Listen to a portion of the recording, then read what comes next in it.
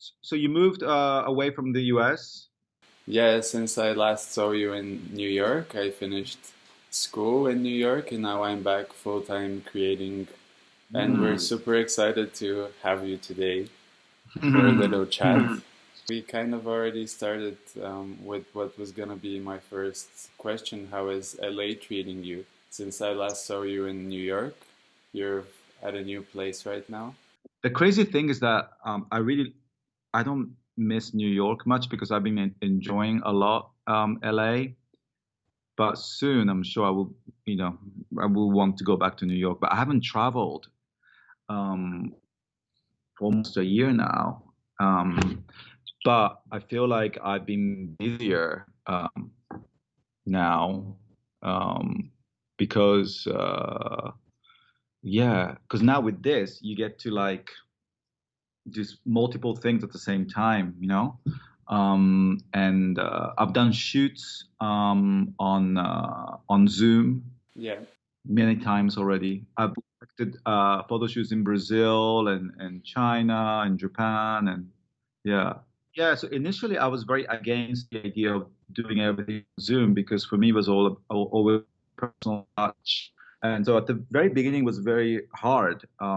So I kind of refused to do that. And I always wanted to, so I started doing like these mini shoots in my house with my close friends who we quarantined together and tried to be creative. And I mean, luckily Gaga is lives near me, so we kept going, shooting and shooting. We were like, fuck COVID, like we just want to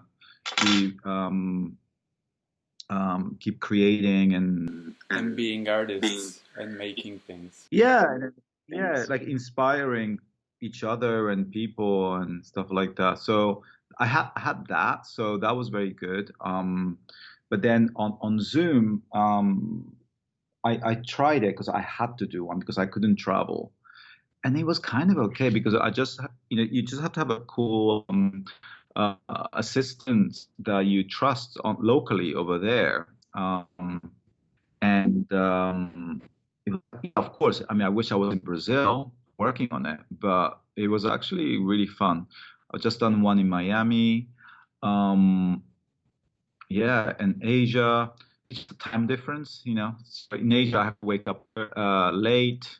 I have to stay later. I mean, what time is it where you are now? Now it's 10 p.m. So we're okay. That's so bad. Yeah. Yeah. Yeah, so tell me a little bit more about the 9 looks you did with Gaga at the VMAs. How did all of that planning go and what was the preparation like for that? Oh, so the VMAs was with Gaga was it was the first live show that we did. So for preparation we had to take because it wasn't just us. We were working with dancers and it was like a big production. So we get tested every day, and all the rules that came with it. So that was interesting because I think even with these kind of limitations, you think more. One thing we didn't want to do was that we didn't want to show the fact that we did this during COVID. So we wanted to give still give the fantasy and all those creative stuff that Gaga represents. But then at the same time, wearing a mask is such an important thing. So we thought of how do we convey that message in a creative way. So we almost designed the masks with all the outfits, so that it became more of a statement. We made this digital mask where it connects with her voice, and it gives this sine wave. It was very interesting. And initially, we wanted to design a little bit more on top of it. But when we received the raw version, it looked so cool as it is, and it went really well with the set and this whole like a little bit of like a kind of a Mad Max rawness like that. But then for the red carpet and all the acceptance speeches outfits, we made it a little bit more glamorous, very futuristic, or something quite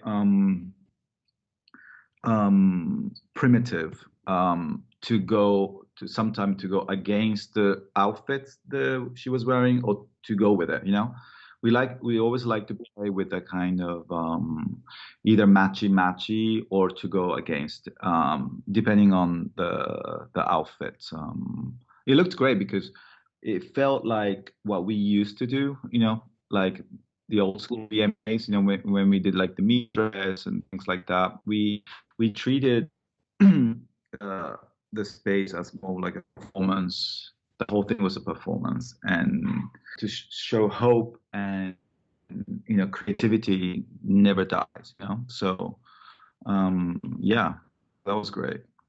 Yeah, I think something that a lot of the fans fell in love with is the art and the craft that Gaga brings and the spectacle that she brings. So it was really cool to kind of see that kind of a reference to your earlier work, and also all of the new things and finding all the creative ways you can embellish a mask.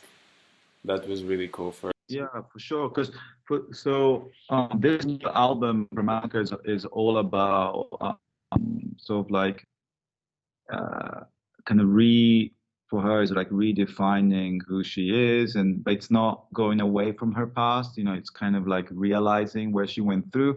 So there's elements of all the different past, of different characters, and I'm very familiar with all her past. So it was nice to like cook. When we start working on the visuals, it was interesting to use her DNA, being like the stuff from like the Fame Monster and Born This Way and Art Pop and things like that. So that was really nice. And then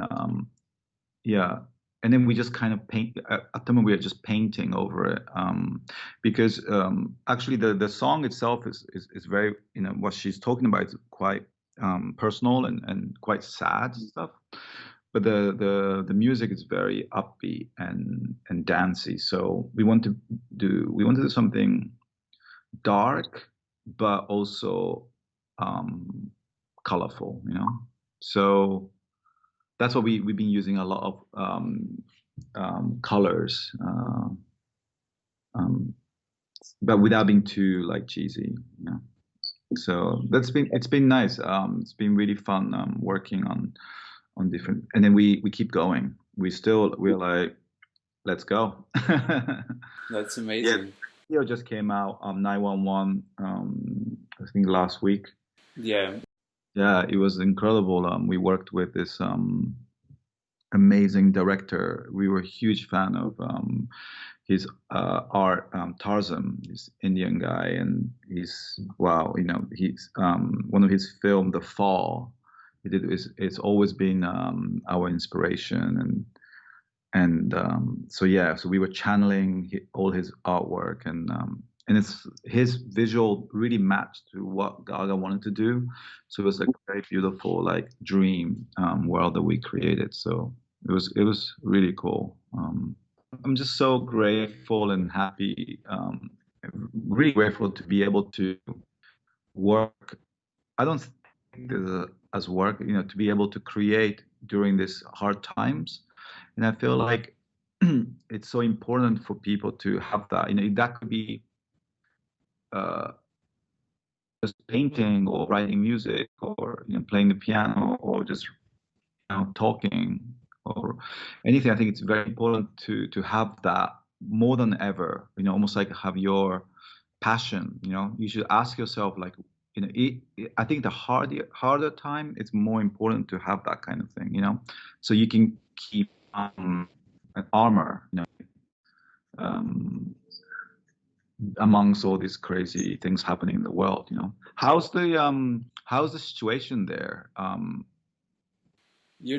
People are, well, right now it's pretty interesting because on top of the coronavirus, we're also dealing with a big wave of anti-government protests. Difficult time to be responsible and social distancing, but also be part of what's going on. And I think what you're saying is really important, finding an outlet and finding your own space to still be creative, because we saw when a lot of the world kind of fell down, when we were at home at the end of the day, everyone had to ask themselves, well, what do I like doing actually when there's no one looking at me? Then what do I actually want to make? If you can talk a little bit about how you got started and how you started following the creative work you wanted to do, I think that could be really cool for our audience today. Yeah, so I think I was being creative, I think. But like I was like a young kid living both in Japan and Italy, so I never felt like I fitted anywhere, and being gay, like I never, like I wasn't out during school time. And what was that like in Japan, being gay and growing up there? I had to like kind of hide, so I had to like go deep in the animation, manga or books or movies, trying to find, because I didn't even know what that was. So I was trying to kind of exploring and looking for like sort of like, I wanted to find people that were like-minded, right? And there was no internet back then, so for me it was just things I could just buy on the street, like book magazines, and so I was very much I went deep in the magazine world because that was something that I could relate to, and that I could find people me in magazine, and so that was very important. So I think so because of that, I moved to London when I was 18 because all the magazines I liked were from London. That's the only reason I moved to London, because of those magazines. So just to be part of something, like because I felt always kind of different. So yeah, London was kind of an explosion of like colors for me. Like I started going clubbing and music, and that's where I first like could be myself. And that was, just to be very open, talk about your feelings and without hiding was very, very, very good for me. And I know, really like where you live could be even today, I'm sure where you are, it's it's still a taboo, right? And yeah. Even though we're becoming better and better, but still there's narrow-minded people, and here in the US too. So I think it's important to like just create your own family that you can be honest and explore, so that I was very lucky to have that in my early 20s. But then, then I had to deal with, like a few years later, like deal with my family in Japan and Italy, So the whole thing was kind of, but I was stronger, because I had friends and new family with me in a way. So yeah, I just kind of like sort of like I really believe in things happen for a reason, everything. And so I just kind of let things, if I see something, I just do it. I just kind of like follow wherever it goes. I was never like, oh, I want to do this or that. So I just kind of start working in a store because I needed the money, and the store happened to be very, they used to have really cool clothes. And then that's through that I met people from magazines. And then they asked me to work there. So, and then through magazines, I started consulting on brands in Europe. And then sort of like starting photo shoots. And so that's kind of how I go into the industry in a way. In a way, today, I do exactly the same thing 20 years ago. You know, I just find things that I'm interested in. And think of, like, I love creating story or visuals. And then I find designers and collaborators to do a project with. And then in a different format, it could be a movie, it could be a magazine cover or Instagram photo. You know, I just do the same thing, what I used to do 20 years ago, which is cool. Maybe now it's a little bit more refined and upscale, a little bit more budget, but not so much. I never thought about that, you know, like, of course, paying people is important, but in the end, like, you need to find things that doesn't feel like it's your job, you know. Right, the things that you would be doing anyway.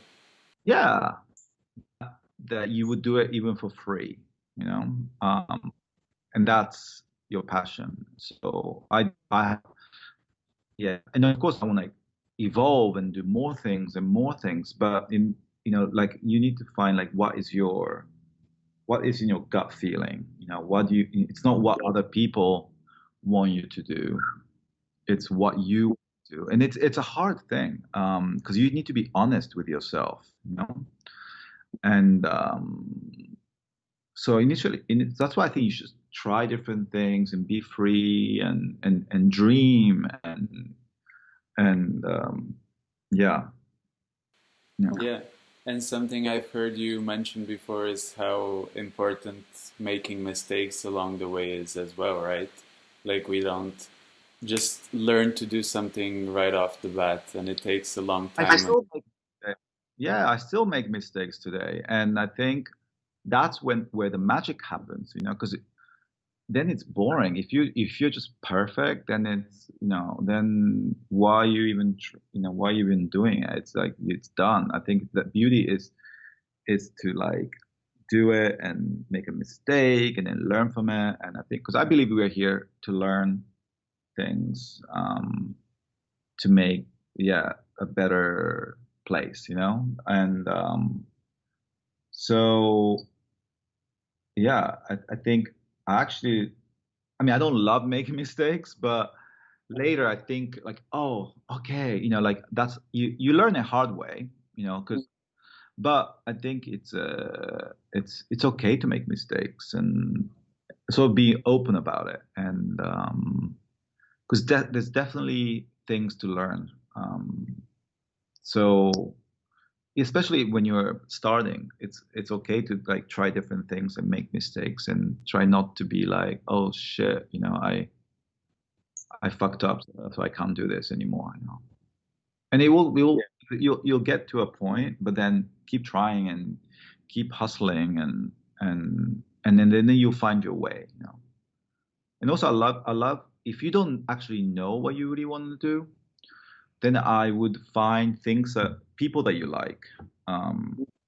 Maybe it could be a musician or whoever it's cool to find your heroes and maybe study about them and copy them. Maybe, you know, sometimes it's cool to, like, copy their mannerism or, like, study their biography and start getting into their head and even copy their art. I like you know, like, I think there's a whole thing about, like, not like, you shouldn't copy, but I believe the opposite. I think when you're learning, I think it's okay to, like, study their art. Let's say a painter, you know, you copy their art and painting, and in one day it becomes you, because you mix your own touch to it. And I mean, Picasso, everyone did that, right? So I think it's okay to like, have different heroes and start, like, seeing who you like, and this is if you don't know what you want to do, you know. If you're certain about what you want to do, then just keep hustling, you know, and making mistakes. For you, how do you recharge creatively between all of your projects? What do you like doing to kind of get your mind fresh? So it's the way you look at your work that it's for me important. Because I don't see my work as work, so I'm always good mood. And I always try to be still. Like, I don't get too excited. I don't get too sad. I'm always like, I'm here, you know? And that's this trick I learned a long time ago where you always need to be like, kind of like here, you know, like present. And so when something amazing happens, because I think if you go up, things need to come down, right? And you just get this kind of like up and down, and you just get crazy for me. So I always try to be like still, and then I do a lot of meditation work, especially like mornings. Meditation is very important to me. Just be still and just not think about anything, because I feel like we need to open.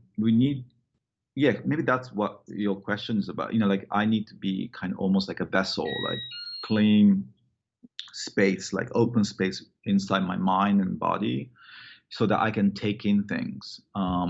So yeah, maybe I do meditation as like my kind of exercise for my soul, you know. And then try not to take everything too seriously. I know it's sometimes it could be very serious situation and stuff, but I always try to look outside myself and look at the situation, almost like looking at a story, what's happening. Because once you're in there, you know, like inside, you don't see it, and then you might feel like crazy. So I always like step back. Yeah. Cool. And I want to talk a little bit about one of the campaigns you did while you were a creative director at Diesel. I thought it was super beautiful, the one called Make Love Not Walls. And I think it was a really special moment that showed that fashion can stand for kindness and diversity. What was the impact of that campaign, and where do you think we stand now? It's crazy because I made that campaign, Make Love Not Walls, before Trump got elected. And it was so like, and then by the time this came out, he got elected, so it was even more important, you know. And it feels like relevant even today. I was actually looking at those beautiful pictures. We shot actually in LA with David LaChapelle, this iconic photographer, and he made this wall, and we had like two different kind of tribes, kind of like talking to each other through dance. It was so beautiful, and you know, we had all the just kind of different cultures mixed, and it was all colorful, and yeah, it was so beautiful. Yeah, we worked with Sergey, and yeah, these dancers. I loved, you know, like that was kind of like instead of like with guns, you know, or we had like this fake, obviously fake, like ballooned, how do you say, like a things that, shit. How do you say those things that with a big web? The cannons? It's like a yeah, but it was a balloon made of balloons. So it was sort of like we can like fight with flowers and dance and things like that. You know, you don't, yeah, and with an art form. And I was looking at those videos, and the other day actually was I was like, it's still relevant today. You know, that. Because it's not all about being attacking people and things like that. I think the kindness, being kind, it's it's a way to go today. There's too much craziness already. For me, being kind is like the new, being the new punk, for today. And then just being together, and I think, kind of like even being on the street together, it needs to be very like, it shouldn't be aggressive and stuff. It's super nice to be talking about this today, because actually in Bulgaria we've been having a lot of homophobic attacks on LGBT teenagers, and it's kids between like 12 and 15-year-old going to beat up other kids for being LGBTQ, and it's been it's been really hard to see that and to tell those kids, it's gonna be all right. You need to turn the other cheek and try to show kindness, when from such an early age you have a lot of aggression, and it's something that we're trying right now as a country to come to terms with. And it's really important to see those positive examples. Yeah, because those kids, both sides, the bully one and the LGBT kids, they become like that. They get influenced Absolutely. by us, right? Like older, when they're super young. So, and then now it's amazing because of internet that you can get to those kids in a good way and bad way. So it's important to show those kids that what's good, and then maybe if you can do it in a cool way, it's even better, right? Through music and art, rather than be like, okay, here's your pamphlet, you read this, and that's why I think being creative and it's so important even more today, and you use it for the positive way. Like I think the whole COVID thing, Corona, just completely changed the world. And to be relevant today, if you have a company or if you want to be relevant today, you have to incorporate all of that, to be kind. And I think just like, oh yeah, I want to just become rich and successful. It's not the right vibe today. So yeah, hopefully it'll get better. Yeah. That was gonna be my last question. What would you say to the queer community here in Bulgaria? I think just find your own family through internet, or if there's I think that you're never alone, because we were you before, and we managed to survive. So you just have to find the new family and friends that could support you. And I think it's important to be part of something. I'm sure there's stuff out there that you guys can be part of. And yeah, just keep going. And hopefully we'll be laughing in a few years about this. That's great. That's super beautiful. Hmm.